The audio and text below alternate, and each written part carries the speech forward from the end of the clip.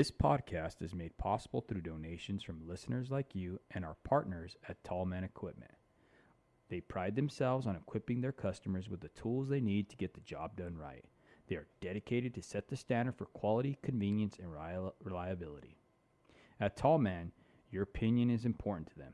Rate and review any product or tool you've used on their new website at tallmanequipment.com. Line 11 Clothing Company, making apparel for their first responders with a positive message to patriots that you can be proud of. A proceed of the cost goes to helping our foundation ignite the fire for father engagement. Give them a follow at Line 11 Clothing on Instagram. You could also find them or email them at line11clothing@yahoo.com. And last but not least, Monzingo Knives. Each knife is created with craftsmanship that only a tradesman could provide. Find them on Instagram at Monzingo Knives and get your American-made Monzingo knife today. Welcome to the Show Up Dad podcast. This is a podcast for hardworking fathers. At the Show Up Dad, we recognize that fathers providing for their children is certainly important. But when men truly understand their unique role and gain the knowledge and skills to be great fathers, they can transform and impact future generations. Our guest on the show today is Blake Brewer. Blake is on a mission to help 1 million dads write at least one well-written, meaningful, lasting legacy letter to their children. Blake has a wonderful wife and loves being a father to his 3 children, all under 6. As he leads his family, he draws from many mentors, but none more important than his father, Larry Brewer. Welcome to the show, brother. Hey, David, how's it going, man? I'm really excited to be here. I've been looking forward to this time together all week. Absolutely, man. Just thank you for coming on here, bro. And before we open up about your mission, because I know it's such a great topic, I would like to ask you a few questions about your dad, if you don't mind. Absolutely. And one of those questions I want to ask you is, how was your relationship with your father?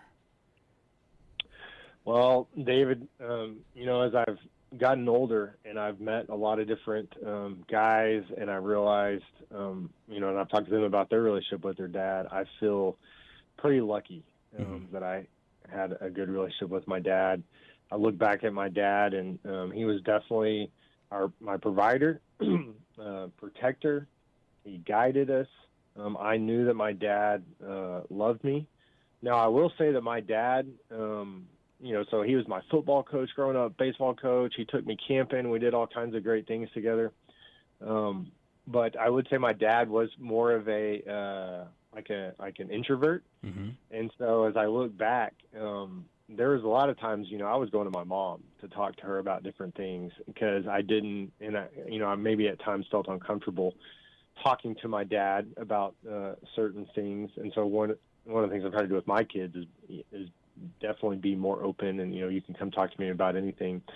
But so my dad was not perfect in any way, but man, I had a good dad. Like he was a good dad. He provided for me, took us to church every Sunday. I knew what my dad stood for. Mm-hmm. And see, that's what we do as fathers. We're not perfect at all, and we're not all gonna get it, but when you start adding those elements that you said, about how he took you to church and what he taught you and stuff like that, I mean, that's a good dad, and I got to agree with you. And not too many people have that, With that being said, Blake, how was his interaction with your mom? Because that's a big part of being a father, you know what I mean? Yeah. Well, let me back up before we get to that question, because I was thinking about something that my dad, just thinking about the power of a dad's words. And how those, you have those things that your dad told you, and you're like, man, I don't know why I remember that one thing, but I do. And I was thinking back when my dad was my football coach, and I was the return man, and that was in 4th grade. Mm-hmm. And my dad had called this one play, and I was supposed to do a reverse to this other guy. And right as I was about to hand the ball off to this guy, I look up the field, and there's like nobody there. So I decide to basically call an audible and keep the ball for myself. And I ended up scoring a touchdown. Mm-hmm. But even as I scored this touchdown, everybody was all excited, but I was like, oh my gosh, like, what's my dad going to say? Like, I didn't call the play that he ran. And, of course, I get over to the sideline, and my dad is excited. We scored a touchdown. He didn't care. Mm-hmm. But then we get home that afternoon, and my dad is talking about the game. He said, "Man, that was a great game. But Blake, I want to tell you, man, I'm really proud of you. I'm really proud of you for that on that touchdown you scored." And he said, "What I'm most proud of, though, is the fact that you were able to look down the field and see that there was a better option. And you made the split-second decision to say, you know what, no, I'm going to keep the ball, and I'm going to run up the field and score." And, man, that has just been, since fourth grade in the back of my mind. Like, man, my dad told me he was proud of me for looking down the field and saying, no, it's okay to make a better decision than maybe what the original plan was. And as I've gone through life, I've realized, man, I haven't been afraid to do that, like to call an audible when I need to call an audible, or kind of look down 6 months, a year in advance, or even on a project and say, no, we need to make a change. And I was kind of asking myself one time, like, man, why do I feel very comfortable doing that? And it's like, man, it goes back to something my dad told me when I was in fourth grade. Isn't that crazy? Yeah, that is crazy. And you know what I mean? I think a lot of times fathers get stuck in that change, right? Because change is difficult in life, right?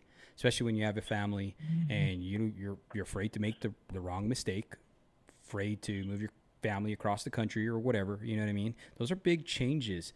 And I think that a part of that change like that, like with you, comes from our father, and just being able to just, give you that pat on the back, that extra confidence that you got has really affected the rest of your life. And that's awesome. You know what I mean? Oh, yeah, and I know that with my children, the things that I tell them that I'm proud of them for, that's what they're going to keep doing. Okay, yes. Dad's proud of me for saying, yes, sir. I try to teach I'm from the South originally, so we say yes, sir, no, sir, yes, ma'am. And so I'm trying to help my children say that. And, I tell them I'm proud of them when they do it, and I know that they'll repeat it. Absolutely. And those are those positive affirmations that our children need. They say it's like a 10-to-1 ratio of positive affirmations to one negative.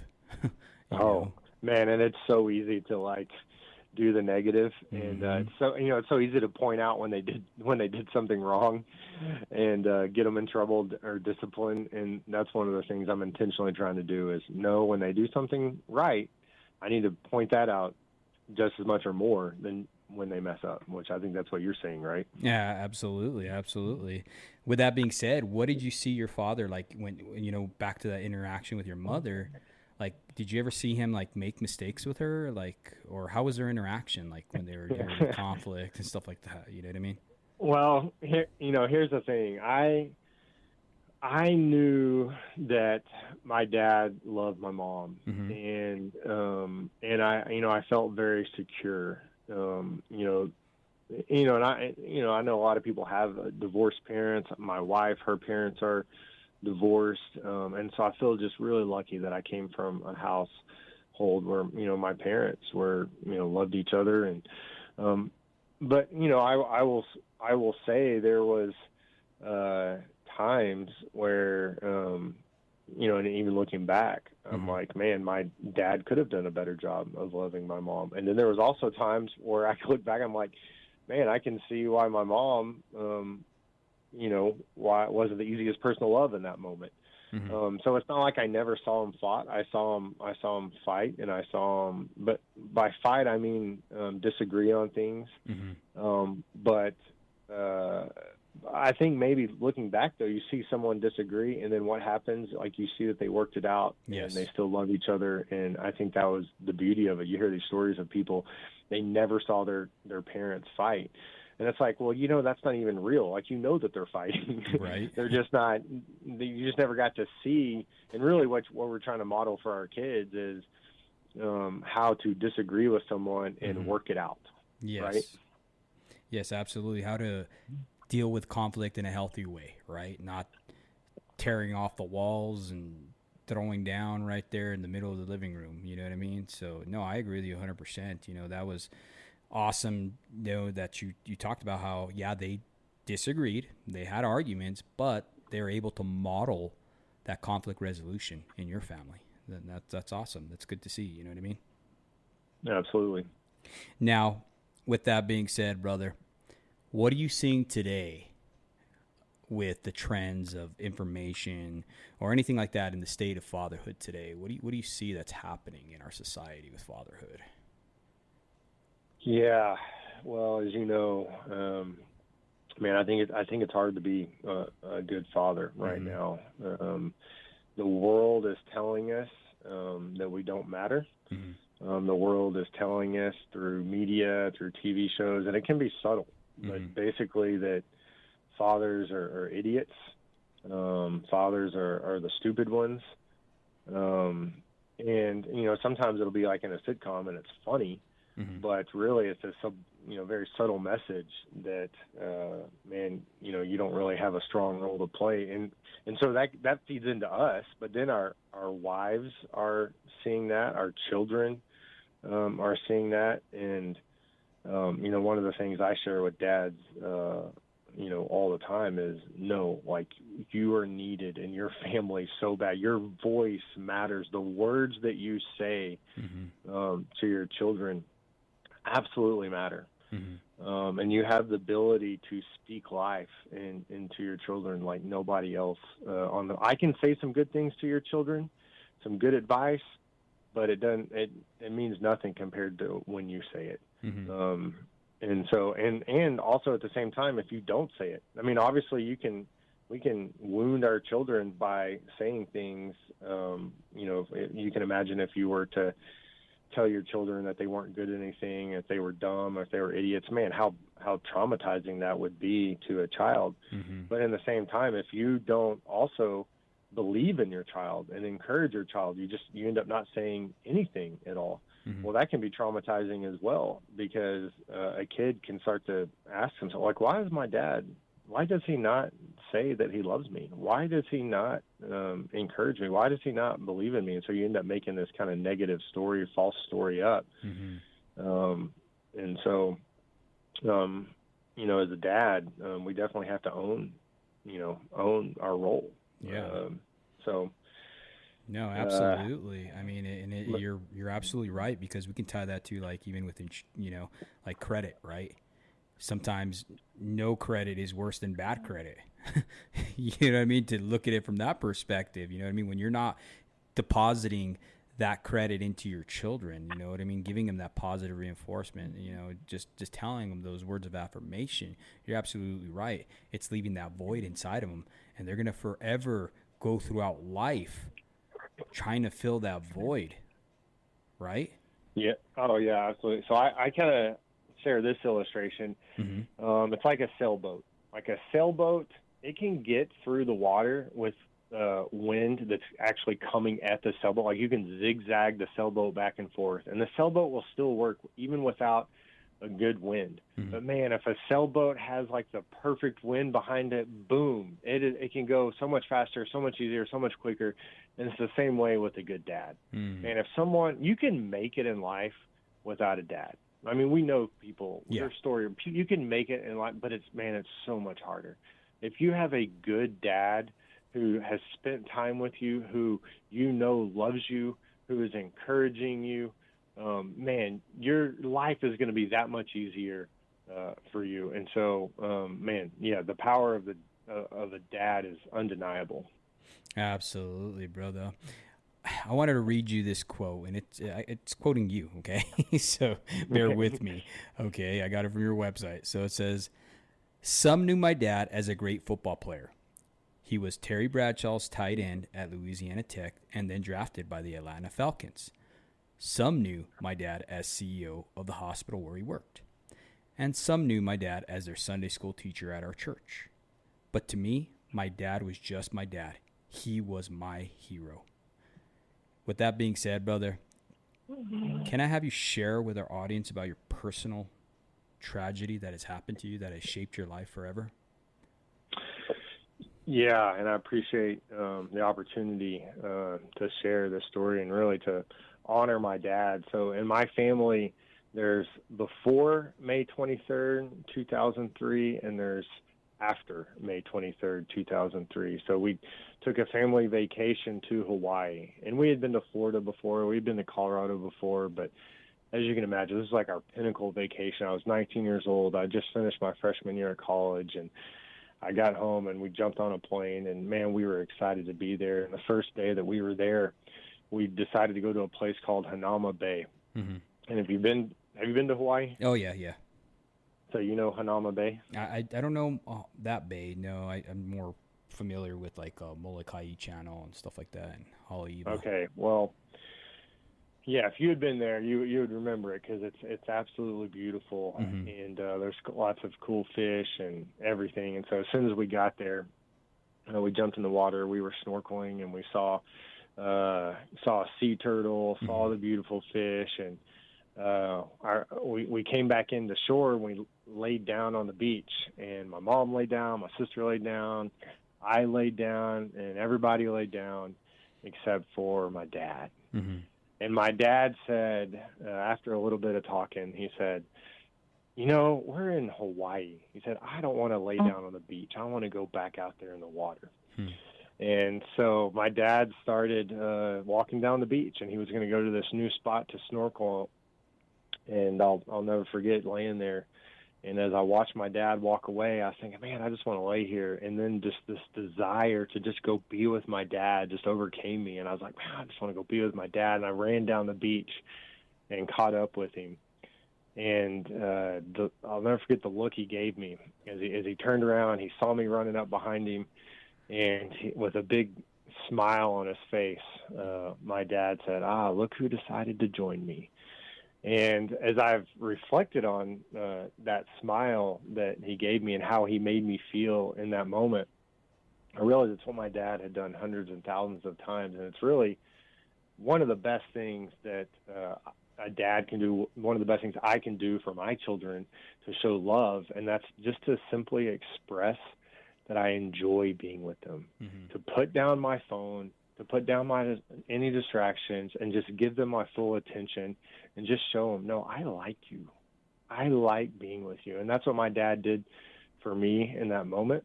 Mm-hmm. And so we put on our snorkel gear. We headed off in the water, and we kept going, and we ended up in an area that I now know is called Witch's Brew. And Witch's Brew is known for its treacherous waters, for its really big waves.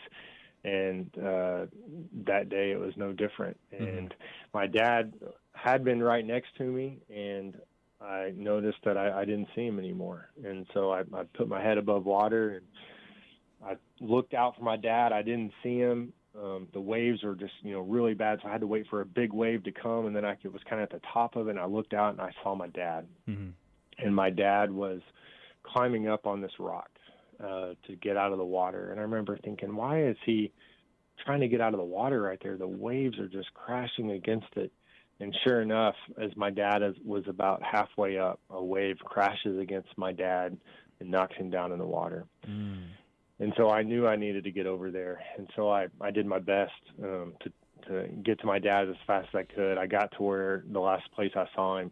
I didn't see him. I'm there now by that same rock that he was not able to get up upon, but I was exhausted, and I thought, gosh, I've got to try to get out of the water and catch my breath.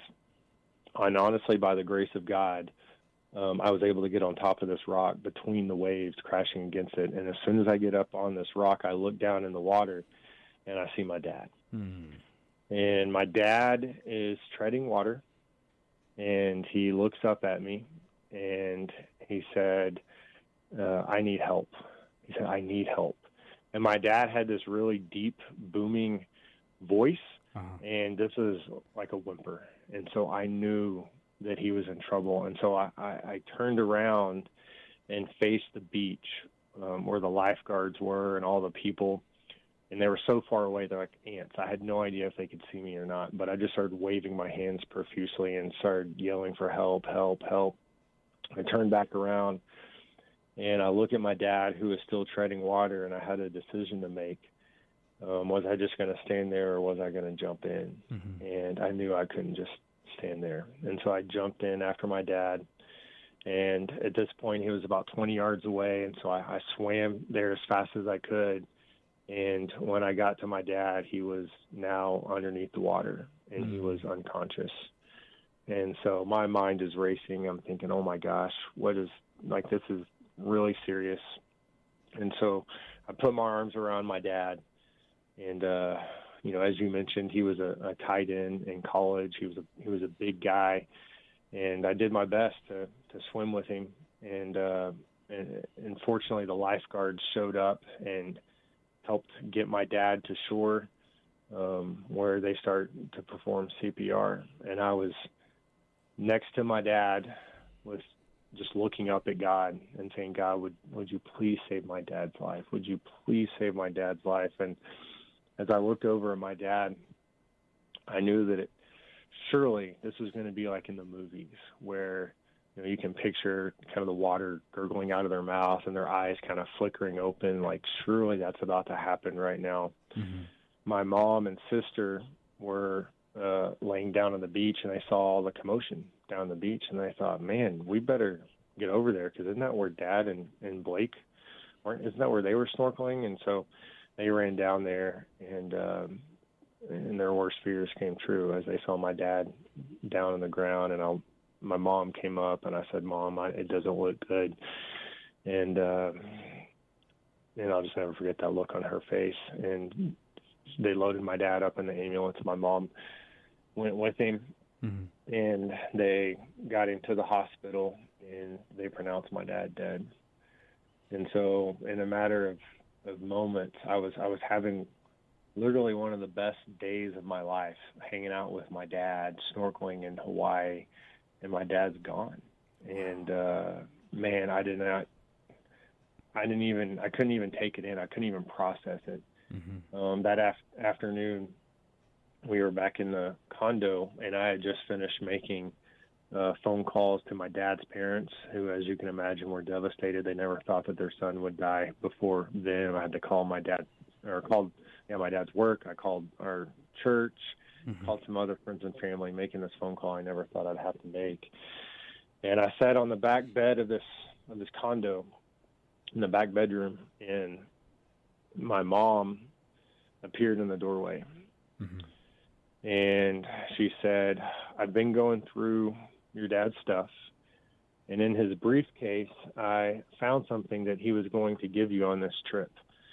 I had no idea what she was talking about, but in her hand was some sheets of paper. Mm-hmm. And she walked across the room and put those sheets of paper into my hands, and at the top of the first page, it said, Dear Blake, Natalie, and Marcus. And she said, your dad, for the last couple of months, has been writing a letter mm-hmm. to you guys to give to you on this trip. And here's your copy. And David, I have to tell you that even before I read the letter, mm-hmm.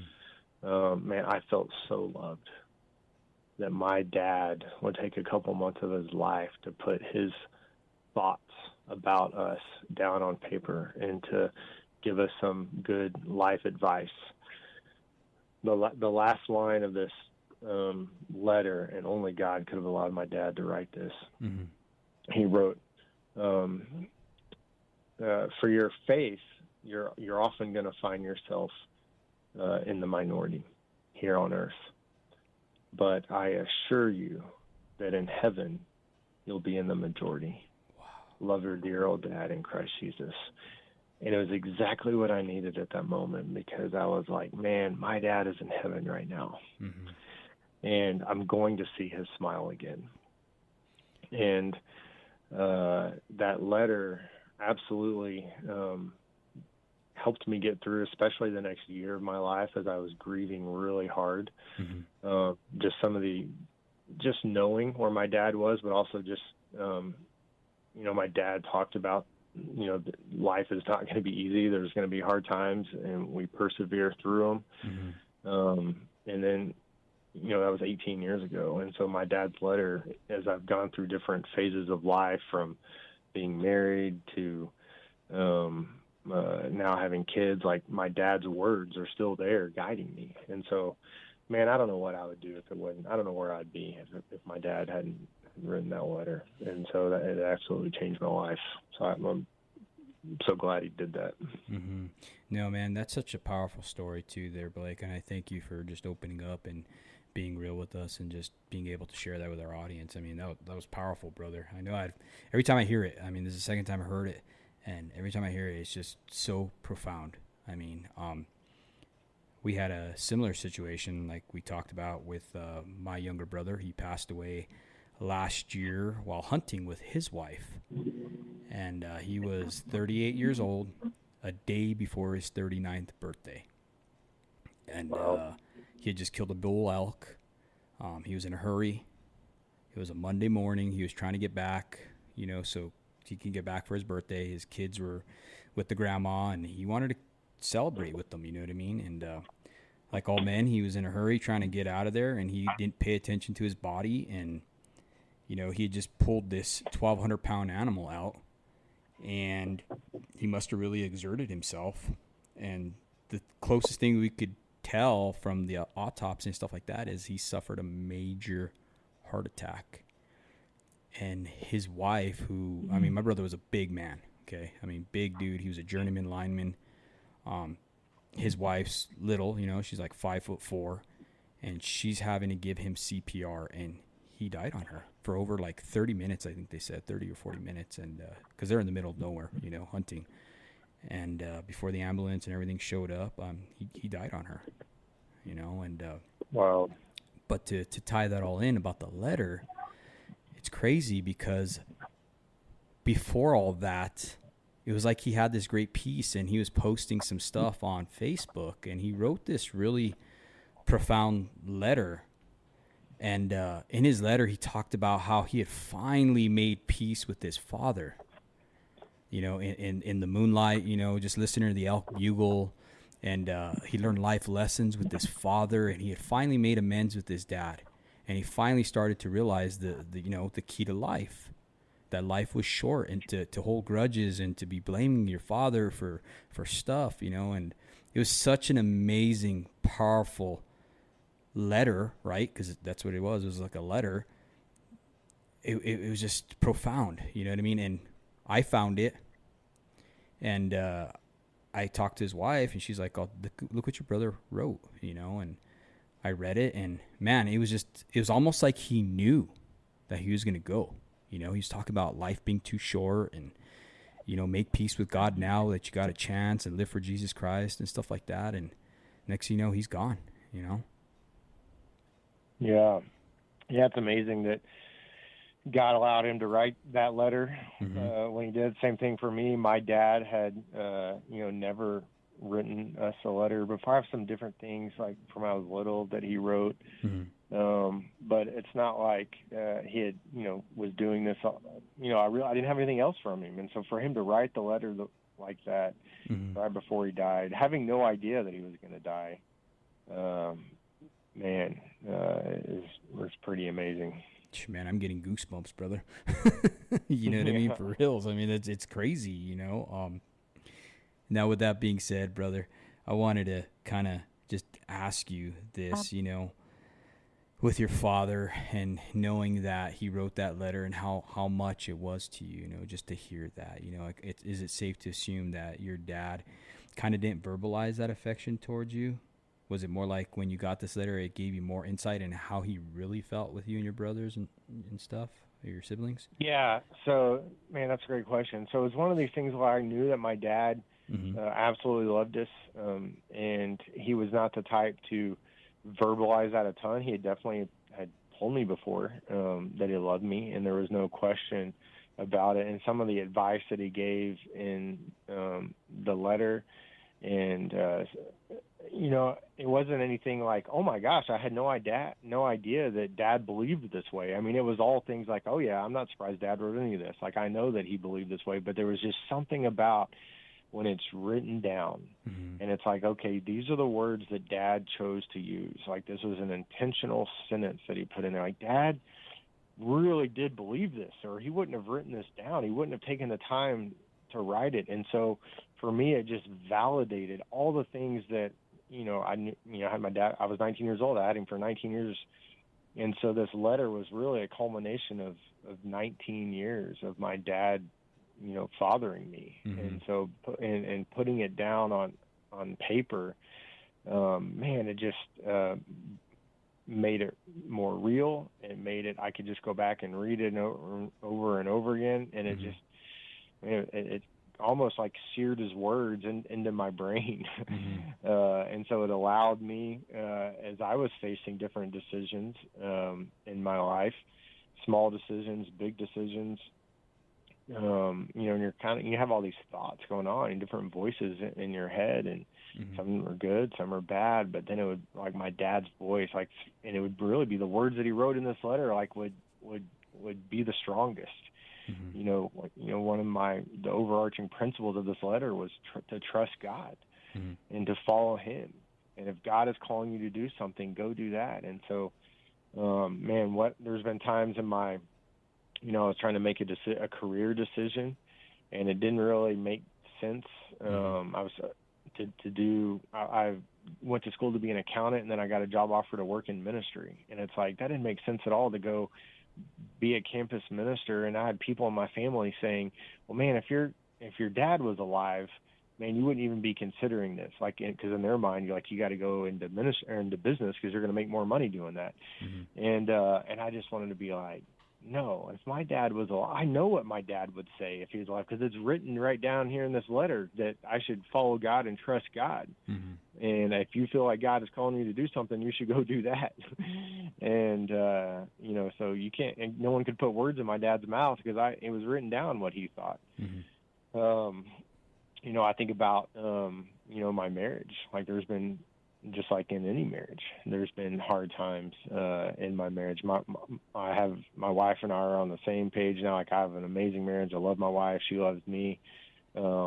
But those moments where it's been hard, and it was almost like I expected this to happen, because it was, you know, my dad told me things were going to be hard, and he told me to persevere. And so you know, when we hit that really hard spot in my marriage, it was like, well, yeah, I knew this was going to happen. And what am I supposed to do? I'm supposed to persevere. That's what Dad said to do. So. With that being said, brother, why do you think that a father's voice, a father's words, why do you think they resonate so much with their children? Like, why did they have such an effect on us as kids? Why do you think that is? Well, I think it's very spiritual in nature. As we look at the Bible and, you know, what is God called? God's called our Heavenly Father. And so I just think that from the moment that we were created, we had this void in our heart in the shape of a father, and the only thing that can fill it is a father. So even you know, there's a reason that people who don't know their dads and they want to know their dads, that we want. I was talking to a dad, or a gentleman who's in his 60s, and we had met at the coffee shop, and we went to the same coffee shop at the same time. And so after I got to know this guy, he was retired. He had done really well in life, in his business and financially. And one day he just kind of tells me, he said, man, I find myself doing everything that I do to try to please my father. And he said, my dad died 20 years ago. And so his dad had never told him what would make him proud, like how to live a successful life. And so this man was doing, honestly, he was trying to live his life to please his dad, and he was doing lots of things that were kind of detrimental to, like, was just living honestly to make as much money as he could, because he thought that somehow was going to make his dad proud. And so he had left other relationships behind. And I just thought it was fascinating that this 60-something-year-old man, he still was living to make his dad proud. You know, and there's something to it too, because I mean, even like I was talking to my father-in-law, and he lost his dad when he was 4. He was the last person to see his father as a little boy, and he carries that regret with him. You know, his dad had a heart attack. He couldn't help his dad. He literally watched his dad die. And, you know, his mother was dealing with tremendous amount of grief over that situation, to even the point where she was even blaming him because he was the last person to see his dad. I mean, this is a 4 or 5 year old boy who now has to grow up into a man knowing that, and believing that about him, believing that, hey, maybe I had the cause of this, And I was talking to him, and I was asking him about letters. I was like, oh, how would it feel if your dad, being that your dad died, while you were really young, if he would have wrote you a letter like that, and told you how proud he was? I was like, do you think that it made a big difference? And he's like, absolutely, David. He's like, because you grow up wondering, is my dad proud of me? He's like, even today, and he's like, and it's profound. And I wish I could have had something from him telling me that I was doing a good job, that don't worry, you got this. Yeah. Well, a couple stories come to mind. First one is just, what do we read in the Bible when Jesus was being baptized? What God the Father says to Jesus, he says, "This is my beloved Son, in whom I am well pleased." And so what an example that God the Father set for us as fathers. He told this to Jesus, man, I love my son and I am well pleased. I'm pleased with my son. And then I also was thinking about the story that Kobe Bryant shared a year before his death, and he shared this in an interview. And when Kobe Bryant was 12 years old, he was playing basketball in the summer league in Philadelphia, and it was a league that his dad had played in, his grandfather had played in, and there was a lot of really good players. He wanted to do really well. Mm-hmm. Well, it gets to the end of the summer, and he had not scored a single point the entire summer, and he is disappointed. He's frustrated, and his dad comes up to him, Kobe shared. Mm-hmm. His dad comes up to him and puts his arm around him and says, "Kobe, I just want you to know, whether you score 0 points or whether you score 60 points, I'm going to love you no matter what." Mm. And Kobe said that this was literally the best thing that his dad could have told him, because it freed him up to just really go for it. It gave him confidence. And so this is what when you know that your dad loves you, and your mom too, and you have both parents loving you, like, it just gives you this confidence in life. Like, how could I fail? I can go try anything. I can go for it. Like, I've got a dad at home that loves me. Man, that is amazing what you just said right there, bro. Because I think a lot of people are, we see that now. A lot of people are afraid to fail, right? And we hear it all the time, people talking about fail forward, right? But yeah, at the same token, it falls back to, I can see the correlation with just that added confidence of your father saying, you know what, doesn't matter. Just try, I love you no matter what. That unconditional love that only a father and mother can give, right? And man, that's cool to see that tie where you're going to have courage in life. I've never seen that before. That's amazing, brother. Thank you for pointing that out. Yeah, and I felt that, even, when we got started on this mission to help dads write their letters. So, I when my kids were, my oldest is 5, so I'm a 5-3-year-old and a 10-month-old. And if anyone knows the value of a letter, it's me. So, okay, I need to write a letter to my children in case something happens to me. I have something written down. I can sleep at night knowing, man, my children will have something. But also, as we talked about, man, there's more competition for a father's voice than ever before. Like, I've got to get my voice into their life. And I know with social media, I know with everything else, they're going to, more, never in history has someone had access to so many different potential people to speak into their life. So, okay, I got to get something down. I got to speak some truth into my children's life. Mm-hmm. Man, I go to write this letter, and man, I can't do it. Like, I can't get it done. Like, it was so hard to organize my thoughts around it. It was so hard to, oh my gosh, it was overwhelming, and it was just kind of hanging over my head. So at the same time that's happening, 2 different times I hear a speaker, Victor Marks, a guy named Pete Vargas, and they tell me their stories of how their dad wrote them a letter, and it changed their life. And it just hit me all of a sudden. It's like, oh my gosh, I got to go help dads write a letter to their children. That's my calling in life. And of course, as you can imagine, I tell this to my wife, and she's like, what? I mean, yeah, that's a very noble thing you're talking about doing, but we've got 3 kids here we got to provide for. Like, Right. how in the world is this? How are you going to be able to provide for our family doing that? And I just had to tell her, like, look, we're gonna trust God in this, and we're gonna go for it. But going back to what we're talking about, I just had that confidence. Like, I can't fail here. Like even if I start off on this thing, because it's a really scary thing, like to start telling people, hey, this is what you're gonna do. And it's like, oh my gosh, like what if I don't help any dads write a letter? And I just told everyone this is what I was gonna do. Like I'm sure you've experienced this as you put yourself out there with the podcast and so many of the great things that you're doing. Yeah. You have to have this confidence to do it. But it's like, you know what? Even if I, don't help as many dads as I was hoping or whatever, it's like, no, it wasn't a failure because, and it doesn't matter. Like my identity is not in what I do. My identity is who I am. And that comes from what my dad told me and what the Bible tells me. And so I can't fail here. I can't lose. We're going for it. Mm-hmm. No, and it's true. It's scary, man. Especially, I stopped line work officially in March 17th, 2020.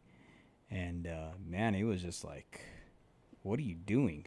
And I was like, I don't know, man. I'm tired of running. God's been putting this on my heart for 7 years. I've been running away from it. This is not what I want to do. And he's closing doors that no man can shut and shutting, and opening doors no man can shut. You know what I mean? And it was just crazy. And you're right. It's scary. But that confidence that we get from our fathers helps you to walk through that door.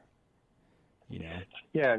And and it comes from moms too. I mean, my mom has told me all along in my life, like, Blake, I don't know what you're going to end up doing, but I just know you're going to be successful at it. Mm-hmm. Well, I can't tell you how many times that I've, had doubts in my life. Like, okay, what am I doing here? What am I going to do?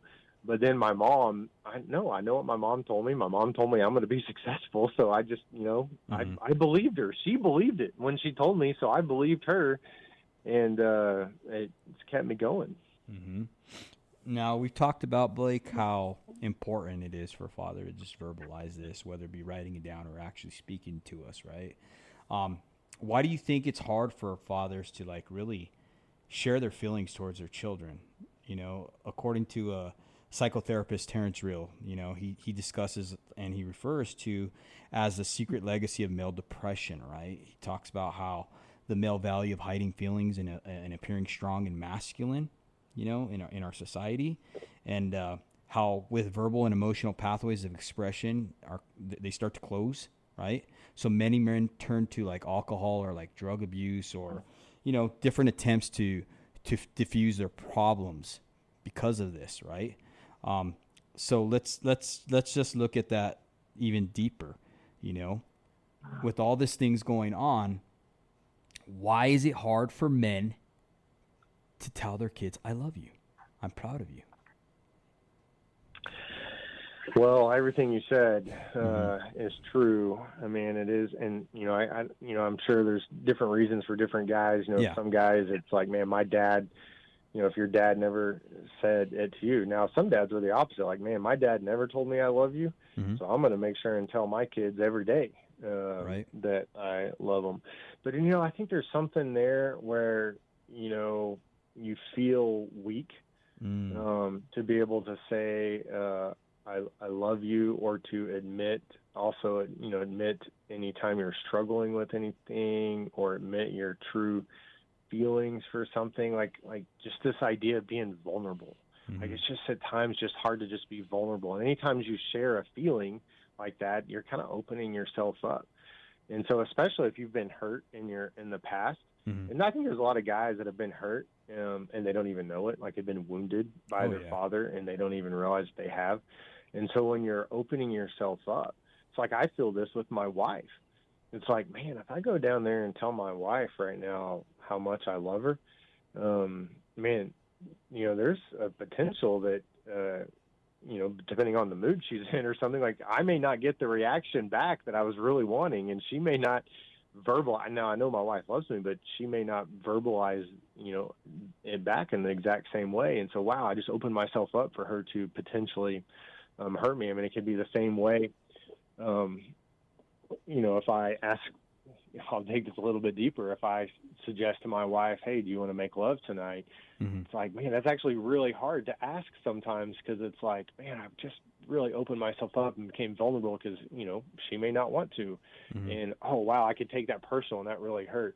So I think it could be the same way when we're trying to communicate our feelings to our children, or, it's like, oh, man, I'm really opening ourselves up. And then also I think sometimes we just forget as dads, or maybe we don't forget, or maybe we don't know like how important those words are. And I've talked to so many dads as I've helped them write their letter.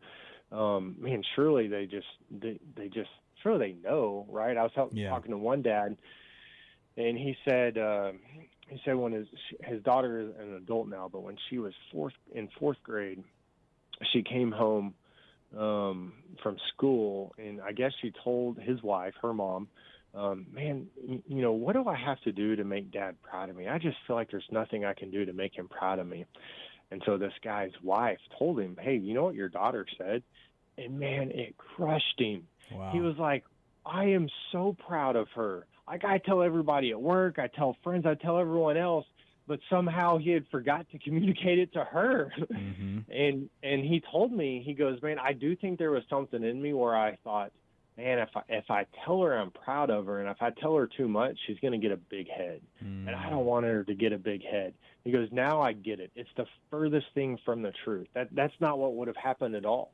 The more I told her that I was proud of her and affirmed her, the more confident she would have been, the more she would have repeated the things that I was proud of her. She was going to keep doing those things. Like, only good things were going to happen. So that's why I tell dads is you cannot tell your children that you love them enough. You cannot tell them enough that you're proud of them. So wow. If in doubt, just tell them. No, absolutely. And man, when you're just talking about that there, Blake, I was just thinking, I'm like, man, it holds true with our children, and it holds true even with our spouse, right? Because I know for me, just like you don't want to assume, like, you don't want to become vulnerable, right? Because you're a fear of, that rejection, shame, right? And you don't know what they're going to say. So, and a lot of times on the other retrospect, for me again, I always thought, well, they know surely, right, that my daughter, that I love her, and especially even with my wife. Well, of course my wife, knows that I love her. I buy her whatever. I just put in a new kitchen for her, new dishwasher, new this, new that. You know what I mean? But in reality, they need to hear those words. Because if you don't tell them, someone else will. And that's the truth, brother. There is. I had a lineman friend of mine. He used to tell me, he's like, man, if you don't love your wife, someone else will. And he's absolutely 100% right. You know what I mean? So, well, yeah, because our wife, she has a desire to be loved just like anybody else. And they don't want love from anybody else. They want it from you. Right.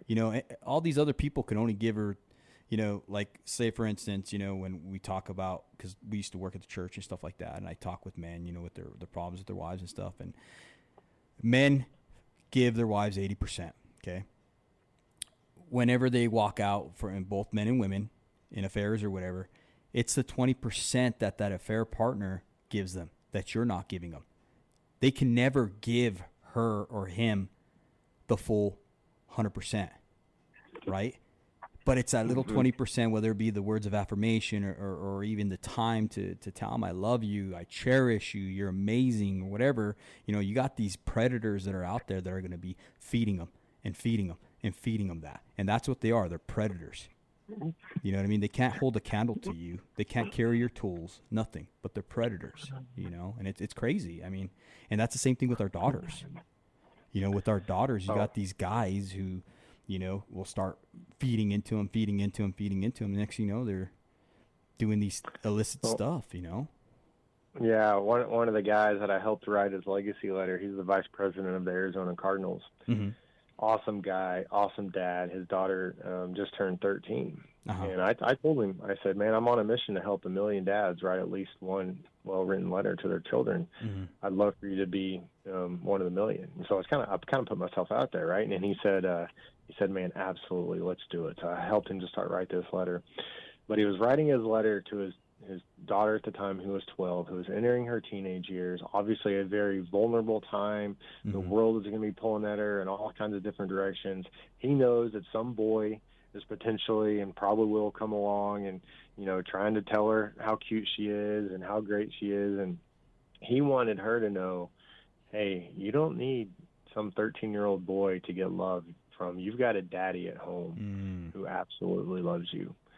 And he sent me an email. Sometimes a lot of times you get an email and you're like, oh, man, another email. But, man, when you get a good email, like, you can't wait to open that. And this was a good email. He sent me this email a few months ago, and it said, I just gave the letter to my daughter.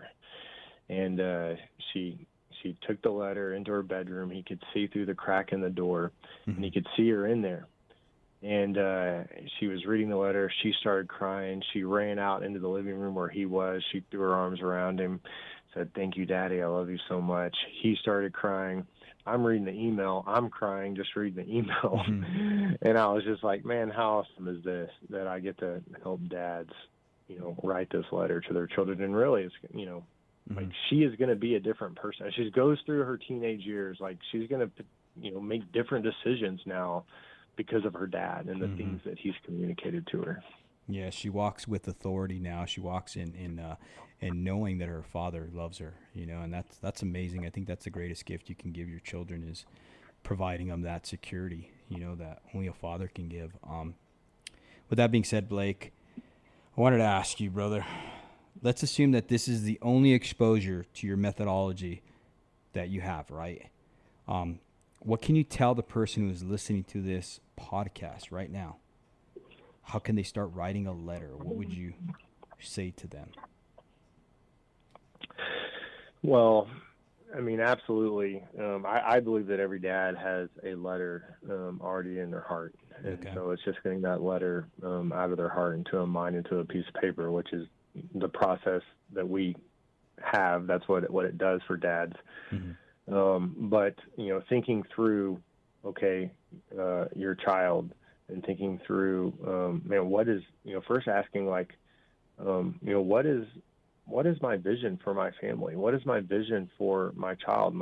What do I hope to see in 5, 10, 20, 30 years? And I'm talking any age, because I've helped dads write letters to their newborn, which is pretty cool to think that this, like, my friend's son is going to have a letter from his dad even before he was born, and his dad has communicated, man, how much he loves him and how proud he is of him, even before he was born. Man, how awesome is that? That is but then I help dads write a letter to their adult children, and they, know their children obviously a lot better, and they have, they know their personalities better.